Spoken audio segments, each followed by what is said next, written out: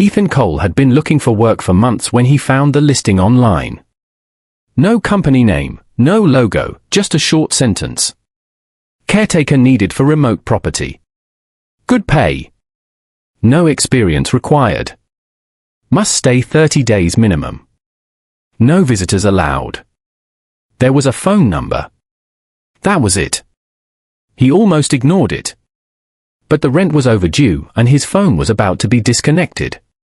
So he called. A man answered on the third ring. His voice was calm, too calm, like he had been waiting. "You're interested in the caretaker position?" "Yes," Ethan said. "What is it exactly?" "You will maintain the property. Keep it clean. Keep everything as it is. Do not enter the basement. Do not leave the gates open at night." That last sentence felt oddly specific. "Where is the property?" Ethan asked. There was a short pause. "You will be given coordinates if selected." The call ended. 2 hours later, Ethan received a text with a map pin and instructions: arrive before sunset, bring supplies for 30 days, and do not bring guests. The location was deep in a rural area, far outside the city. No nearby towns were marked on the map. Just a long road cutting through forest. Still, he went. The drive took nearly 6 hours. As he got closer, the roads became narrower, the trees thicker, and his phone signal disappeared completely. Eventually, even GPS stopped working. He was alone with the road. Then he saw the gate. It wasn't just a gate. It was a tall iron structure, covered in rust and strange symbols that looked carved by hand. Beyond it, a long driveway stretched into darkness. There was no house visible at first. He got out of the car. The air felt wrong, too still, like the forest was holding its breath. Then he heard something. A faint knocking sound. 3 slow knocks, from somewhere behind the trees. He turned quickly. Nothing. He told himself it was just nerves and stepped through the gate. The moment he crossed, the temperature dropped. And far ahead, the house appeared. It was huge. Older than anything he had ever seen. Victorian style, but decayed, like it had been forgotten by time itself. Some windows were boarded. Others were completely dark, like empty eyes. The front door was already open. Inside, everything was clean. Too clean. The furniture was covered in white sheets, but there was no dust. No dirt. Like someone had been maintaining it regularly. On the table in the entrance hall, there was a single envelope with his name written on it. Ethan opened it. Inside was a note. "Welcome. You are now responsible for the house. Follow the rules exactly. If you break them, do not expect help." Ethan couldn't see anything, but he could feel movement around him.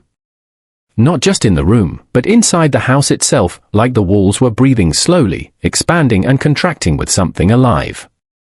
And then, a sound returned. Footsteps. Slow. Heavy. Coming closer to his room. But something was wrong. There were too many footsteps for one body. Ethan pressed himself against the wall, trying to stay silent. His hand shook as he reached for the door handle, but before he could move it, he heard a whisper from the other side. Not loud. Not forceful. Just close. "You don't belong to yourself anymore." The voice sounded like him. Exactly like him. The footsteps stopped. Silence stretched for a moment that felt endless.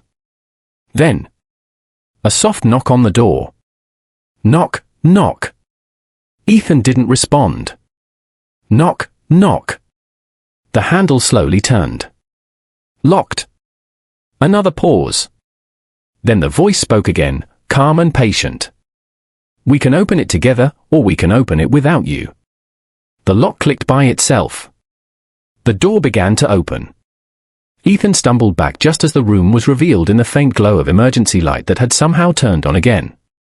The hallway was empty. But the door was open. And standing in the doorway was him. Or what looked like him. Same face. Same eyes. Same clothes. But the smile wasn't human anymore. It stretched too far. Too perfectly. Like it had been practiced for a long time. "Why are you hiding?" it asked gently. Ethan's throat tightened. "You're not me." The figure tilted its head. "I was you first." The lights flickered again. And suddenly Ethan saw something behind it. More figures.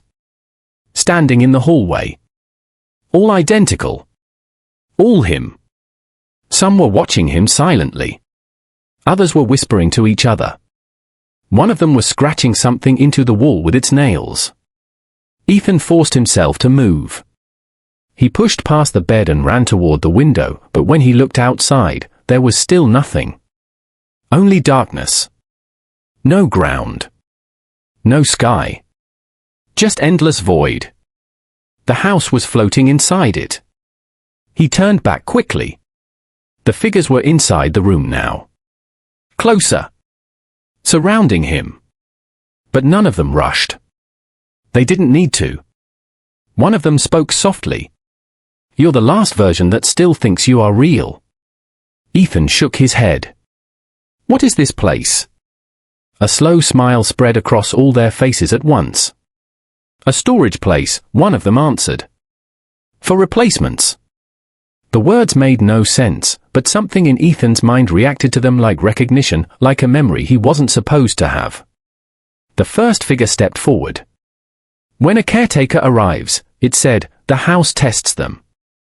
If they follow the rules, they survive, but they also become part of them." Ethan's voice broke. "I didn't break any rules." The figure laughed softly. "You did." It pointed behind him. Ethan turned. The mirror from the hallway was now standing inside his room. Even though there was no way it could fit through the door. And inside the mirror, he saw everything. He saw himself arriving at the gate. He saw himself reading the rules. He saw himself laughing at them. And then he saw the moment he broke the first rule. Not going into the basement. But simply thinking about it. The mirror rippled. And suddenly, Ethan saw something else beneath the house. A basement that was not built underground. But deeper. Deeper than the world itself. A space filled with doors. Thousands of doors. Each one labeled with a name. Some were open. Some were scratching from the inside. The reflection of Ethan in the mirror smiled. "We don't need your body," it said softly. "We just need your version that obeys." The room began to tilt. Or maybe it was Ethan. The floor stopped feeling solid.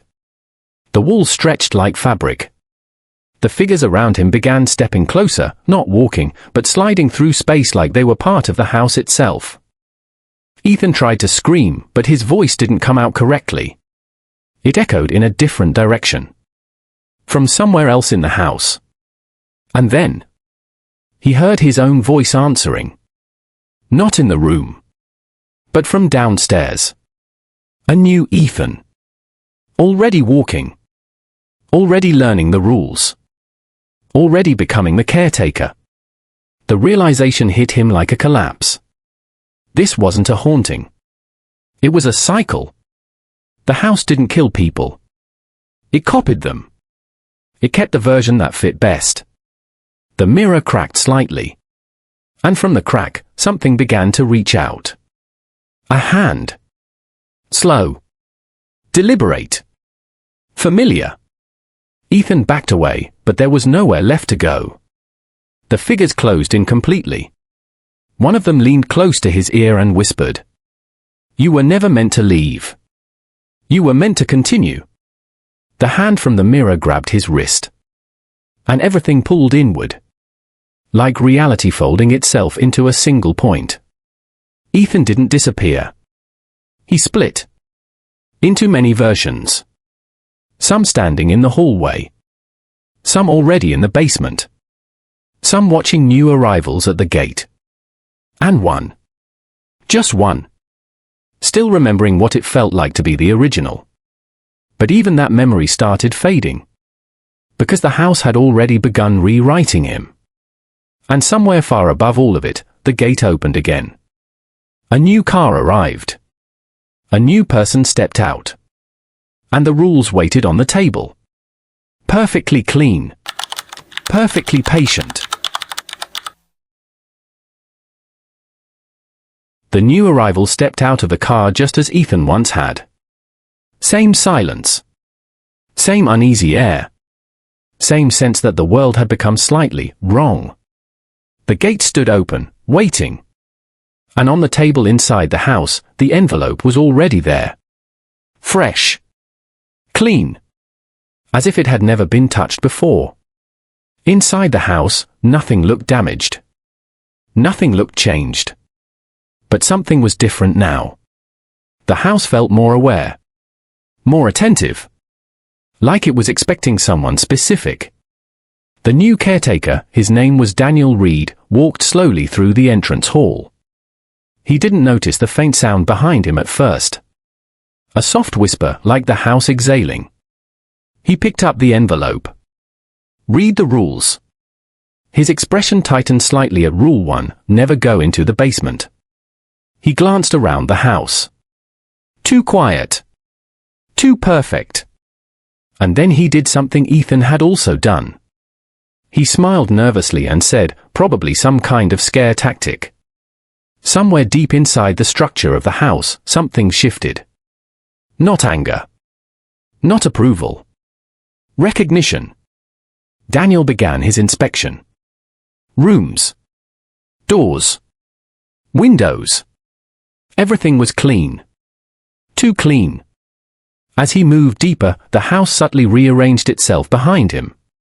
Hallways that were straight a moment ago now stretched longer. Doors he had passed disappeared completely. But Daniel didn't notice. Because the house never shows its changes to the current version. Only to the next.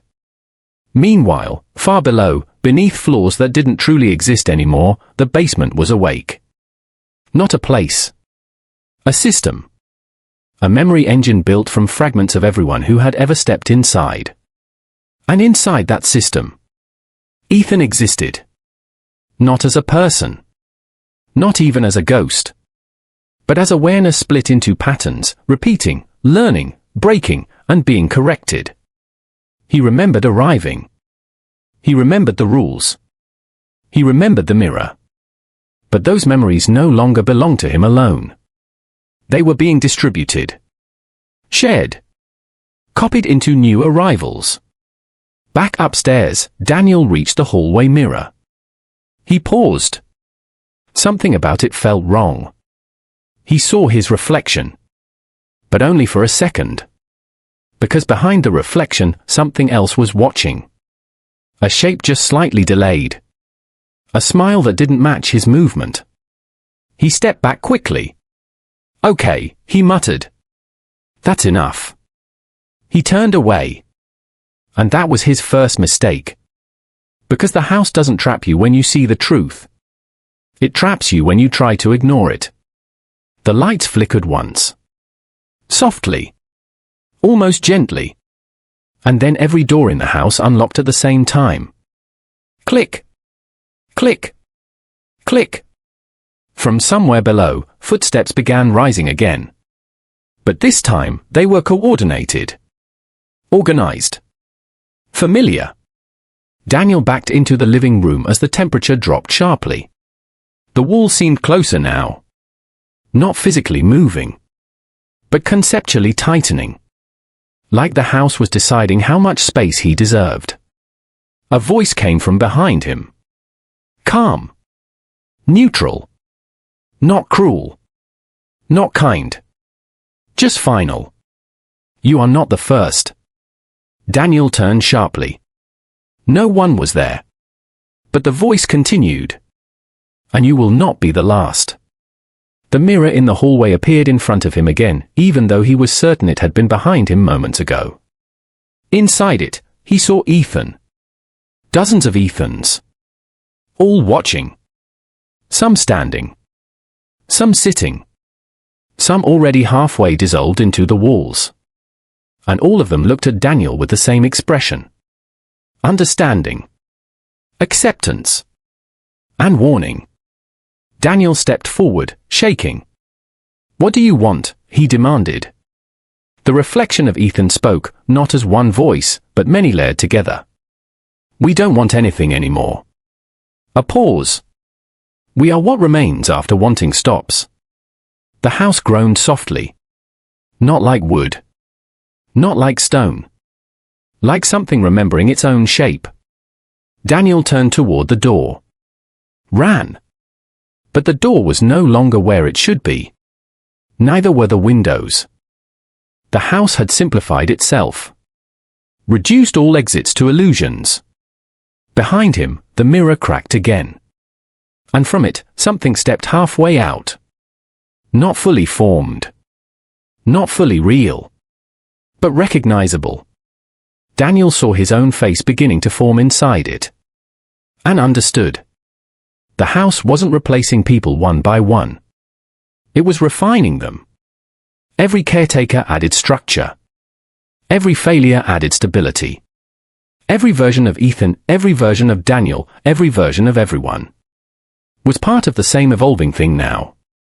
A system learning how to be perfect. Daniel collapsed to his knees. Not from fear. From realization. "This isn't a house," he whispered. The voice replied immediately. "No." A long silence.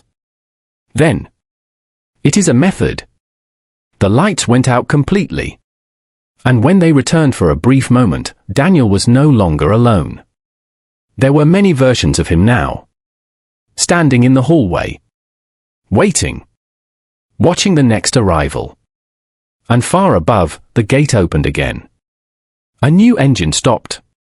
A new person stepped out. The envelope was already on the table.